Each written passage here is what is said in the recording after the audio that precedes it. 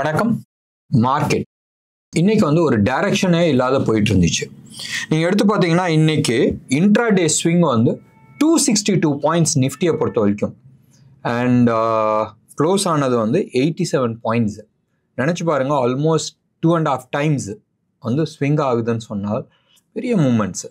And இன்னைக்கு மத்தியானம்லாம் வந்து ஒரு 1-1.5 மைனஸில் போச்சு. காலையில் வந்து 130 125 பாயிண்ட்ஸ் வந்து ப்ளஸில் இருந்துச்சு. அண்ட் ஃபைனலாக கீழே மைனஸ்க்கு போயிட்டு அதுக்கப்புறம் மறுபடியும் ப்ளஸ்க்கு வந்துச்சு. ஸோ பேசிக்காக மார்க்கெட் வந்து என்ன பண்ணணும் அந்த டைரக்ஷன் இல்லாத இருக்குது. நீங்கள் கொஞ்ச நாளைக்கு முன்னாடி எடுத்து பார்த்தீங்கன்னா எல்லாமே பச்சை பசேர்னு இருந்துச்சு அண்ட் எல்லாமே வந்து சூப்பர் நியூஸு.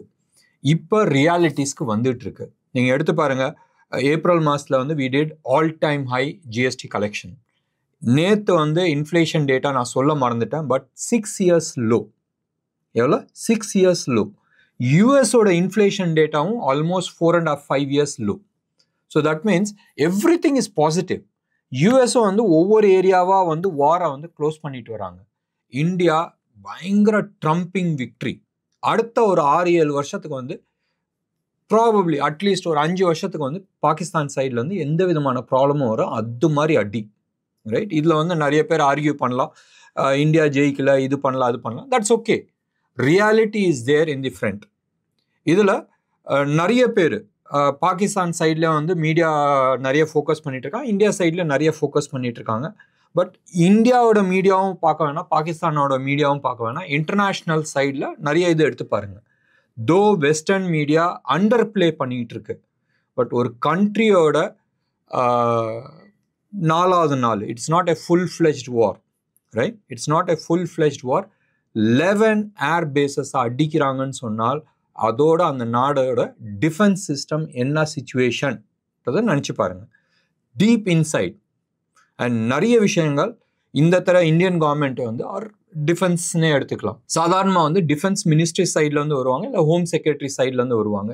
யாருமே வரல. It was more of a defense personality தான் வந்து ப்ரெஸ் மீட் வந்து வச்சுருந்தாங்க ஆர் மீடியாவை வந்து மீட் பண்ணியிருந்தாங்க. பியூட்டி வந்து என்னதுன்னா, எப்பயுமே வந்து 1ன்றதுக்கு 10 வந்து சொல்லுவாங்க. பட் இந்த தர வார் நடந்த விஷயத்தில் 10 விஷயம் இருந்தது கூடயும் 5 தான் வந்து கவர்மெண்ட் வந்து சொல்லிட்டு இருந்தாங்க, அண்டர் பிளே பண்ணிட்டு இருந்தாங்க. நிறைய விஷயத்த நீங்கள் எடுத்து பாருங்க. 11 ஏர் பேசஸை இது பண்ணதை வந்து தே ஹைலைட்டட். பட் அவங்களோட நியூக்ளியர் சைட்டை வந்து அட்டாக் பண்ணதை வந்து அண்டர் பிளே பண்ணிட்டு இருக்காங்க. 1. 2வது வந்து கராச்சியை வந்து அடிச்சு இருக்கிறாங்க. அண்ட் இன்னைக்கு வந்து ஒரு இன்ஃபர்மேஷன்ஸ் வருது தட் 36 வார்ஷிப்ஸ், எவ்வளோ? 36 warships including INS Vikrant, which is aircraft carrier, Karachi போர்ட்டை வந்து வர்ச்சுவலி வந்து பிளாக் பண்ணி வச்சுருந்தாங்க. And not a single Pakistani warship came out of Karachi port. Checkmate வச்சுருந்தாங்க. எத்தனை பேர் இந்த மீடியாவில் இந்த விஷயத்தை வெளில வந்திருக்கு? And this report is from outside media. And report வந்து it is there with satellite picture. Anyway, நம்ம அந்த டீட்டெயில்ஸில் போக வேணாம். இவ்வளோ பாசிட்டிவ் நியூஸ் இருக்குது. பட் லாஸ்ட் 3 டேஸாக மார்க்கெட் டைரக்ஷன் இல்லாத நிற்கிது. ஃப்ரைடே அன்னைக்கு அவ்வளோ பெரிய மூவ், மண்டே அன்னைக்கு அதுக்கு கவுண்டராக கீழே வருது. நேற்றும் டைரக்ஷன் இல்லை, இன்றைக்கும் வந்து டைரக்ஷன் இல்லை.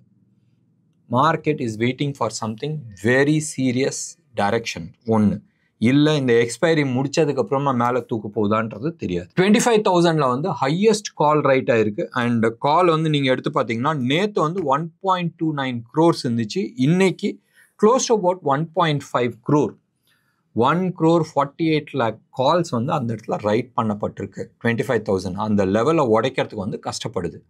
நேற்று நீங்கள் வந்து எடுத்து பார்த்தீங்கன்னா 24,200 வந்து highest put right ஆயிருந்துச்சு.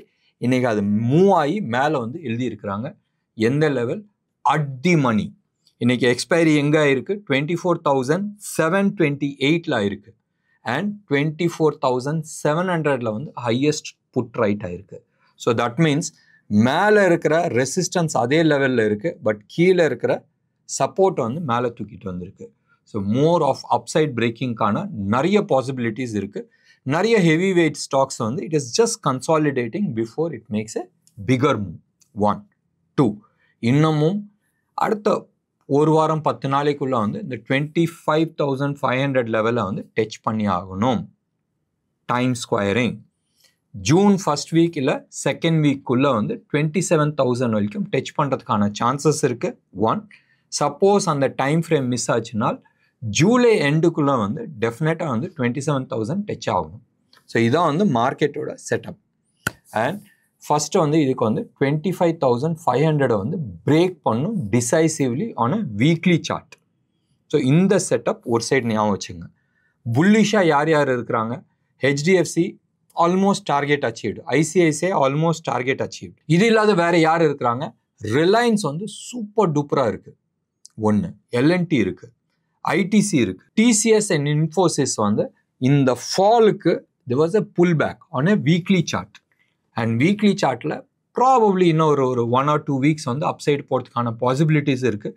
But further down சைடுக்கான பாசிபிலிட்டிஸ் தான் நிறைய இருக்குது. ஞாபகம் வச்சுங்க, structurally last 20 years IT stocks எல்லாமே வந்து மே பக்கம் போயிட்டு இருந்துச்சு. இப்போதைக்கு அடுத்த அட்லீஸ்ட் ஒரு 3 to 5 years more on downside இருக்குது. Major IT companies especially TCS and Infosys upside போகிறதுக்கான கரண்ட் சினாரியோவில் கிடையாது, right, as per chart patterns. So ஐடியில் வந்து பெருசாக மேலே சப்போர்ட் பண்ணுன்றதை நீங்கள் எதிர்பார்க்காதீங்க. இதை விட்டால் வேறு யார் இருக்கிறாங்கன்னு பார்த்தீங்கன்னா பப்ளிக் செக்டர் பேங்க்ஸ் சூப்பர் டூப்பராக இருக்குது. நீங்கள் எடுத்து பாருங்கள், லாஸ்ட் ஃபியூ டேஸாக வர ரிசல்ட்ஸ் எடுத்து பார்த்தீங்கன்னா நிறைய ப்ரைவேட் கம்பெனிஸ் ஆகட்டும், என்பிஎஃப்சி ஆகட்டும், இல்லை இண்டஸ்ட்ரி சைடில் ஆகட்டும், நிறைய பேர் வந்து மியூட்டட் ரிசல்ட்ஸ் கொடுத்துருக்காங்க. when I say மியூட்டட்னா ரிசல்ட் வந்து அந்த அளவுக்கு நல்லா இல்லை. ஒன்று ஃப்ளாட்டாக இருக்குது, இல்லை பயங்கர நெகட்டிவாக இருக்குது. Whereas public sector banks in particular எல்லாமே சூப்பர் டூப்பராக இருக்குது. இது வந்து when மார்க்கெட் வாஸ் ஃபாலிங் போது கூட நான் வந்து சொல்லிட்டு இருந்தேன், இதை வந்து கவுண்டர் ட்ரெண்டில் போயிட்டுருக்கு. அண்ட் மற்ற ஸ்டாக் கீழே விழுந்த அளவுக்கு பப்ளிக் செக்டர் பேங்க் கீழே விழுல. It is doing more of a correction and further அப்சைடுக்கான நிறைய பாசிபிலிட்டிஸ் இருக்குதுன்னு நம்ம சொல்லியிருந்தோம். இதில் வந்து கென்ரா பேங்க் எடுத்துங்க. ஐஓபி வந்து இப்போ தான் வந்து ஃபார்மேஷன் நடந்துகிட்ருக்கு. மந்த்லி சார்ட்டில் வந்து ஒரு கன்ஃபர்மேஷன்ஸ் வெயிட்டிங். ப்ராப்ளி நெக்ஸ்ட் மந்தில் வந்து அதில் பை வரலாம். பிஓபி எடுத்துங்க, பஞ்சாப் அண்ட் சிந்த் பேங்க் எடுத்துங்க, பேங்க் ஆஃப் இந்தியா எடுத்துங்க. மேஜர் பேங்க்ஸ் எல்லாமே, பப்ளிக் செக்டர் பேங்க்ஸ் எல்லாமே வந்து சூப்பர் டூப்பராக இருக்குது அண்ட் அப்சைடுக்கான நிறைய பாசிபிலிட்டிஸ் இருக்குது. இவங்களாம் வந்து நிஃப்டியை மேலே தூக்கிறதுக்கு வாய்ப்பு இருக்கா? கம்மி. ஸோ வேறு யார் தூக்குவாங்கன்றது கொஞ்சம் யோசனை பண்ணி பார்த்தா you will get it right. But ஞாபகம் வச்சுங்க, 27,000 வந்து மேஜர் மேஜர் மேஜர் ரெசிஸ்டன்ஸ் இருக்குது. Probably July end to August இருக்குது. அங்கே வந்து ஷார்ப் ஃபால் வரதுக்கு பாசிபிலிட்டிஸ் இருக்குது. இந்தியன் மார்க்கெட் அப்படி ஒத்தி வச்சுட்டு நம்மளோட அப்பாவை போய் பார்க்கலாம். யார்? Tau Jones. டவ் ஜோன்ஸை வந்து அந்த 42 to 44 அதான் வந்து மேஜர் ரெசிஸ்டன்ஸ். இந்த ஃபாலுக்கு இது புல் பேக். அது 44 தாண்டினா தான் ஃபர்தர் அப்சைடுக்கான பாசிபிலிட்டிஸ் இருக்குது. அது போகுமான்றது ஒரு கேள்விக்குறி. யூஎஸை பொறுத்த வரைக்கும் என்னென்ன பாசிட்டிவ் நியூஸ் இருக்குது? ட்ரம்ப் வந்து ஆல் அவுட் ஊராக சுற்றி he is trying to get in investments. நீங்கள் எடுத்து பாருங்கள், போன ஒரு 15-20 டேஸ்க்கு முன்னாடி வந்து தாய்வான்லேருந்து, கொரியாவிலேருந்து there was lot of investment which was coming into US. Hyundai எடுத்துங்க, இல்லை சாம்சங் எடுத்துங்க, இல்லை தைவானில் இருக்க சிப் மேனுஃபேக்சரிங் கம்பெனிஸ் எடுத்துங்க. இவங்க எல்லாருமே வந்து யூஎஸில் வந்து எனிவே பிட்வீன் $200 to $500 பில்லியன் வந்து இன்வெஸ்ட் பண்ணுறாங்க. நேற்று தலைவர் வந்து சவுதி அரேபியா வந்திருக்கிறாரு. அண்ட் சவுதி அரேபியாவில் ஸ்ட்ரெயிட் அவே $600 பில்லியன் வந்து இன்வெஸ்ட்மெண்ட்ஸ் கொடுத்துருக்குறாங்க. பெரிய அமௌண்ட்டு. அது $600 பில்லியன் இன்வெஸ்ட்மெண்ட் வருதுன்னு சொன்னால்தான் தலைவரே கிளம்பி இங்கே வந்திருக்கிறாரு. பாயிண்ட் 1.